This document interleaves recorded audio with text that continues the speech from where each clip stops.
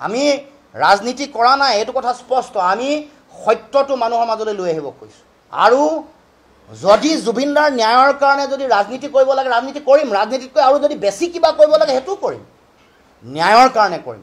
আমি কিন্তু স্পষ্ট কথা, ৰাজনীতি কোনে কৰিছে বিচাৰ কৰাৰ দায়িত্ব অসমৰ জনগণৰ।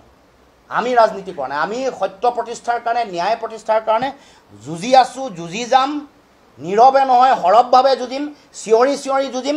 যিকোনো পৰ্যায়লৈ যাব লগা হ'লে সেইকোনো পৰ্যায়লৈ আমি যাম, এই কথাটো স্পষ্ট কথা। আৰু ক'ব খুজিছোঁ, সত্যৰ কাৰণে, সত্য প্ৰতিষ্ঠাৰ কাৰণে, ন্যায় প্ৰতিষ্ঠাৰ কাৰণে যুঁজি আছোঁ, যুঁজি যাম। মনে মনে নহয়, সৰবে আমি সৰবভাৱে আৰু আমি সজাগ সচেতন হৈ আমাৰ অসমৰ মানুহৰ কথা আমি কৈ যাম আৰু যুঁজি যাম। আমি ৰাজনীতি কৰা নাই, এইটো কথা স্পষ্ট। আমি সত্যটো মানুহৰ মাজলৈ লৈ আহিব খুজিছোঁ। আৰু যদি জুবিনদাৰ ন্যায়ৰ কাৰণে যদি ৰাজনীতি কৰিব লাগে ৰাজনীতি কৰিম, ৰাজনীতিতকৈ আৰু যদি বেছি কিবা কৰিব লাগে সেইটোও কৰিম, ন্যায়ৰ কাৰণে কৰিম। আমি কিন্তু স্পষ্ট কথা, ৰাজনীতি কোনে কৰিছে বিচাৰ কৰাৰ দায়িত্ব অসমৰ জনগণৰ। আমি ৰাজনীতি কৰা নাই, আমি সত্য প্ৰতিষ্ঠাৰ কাৰণে, ন্যায় প্ৰতিষ্ঠাৰ কাৰণে যুঁজি আছোঁ, যুঁজি যাম।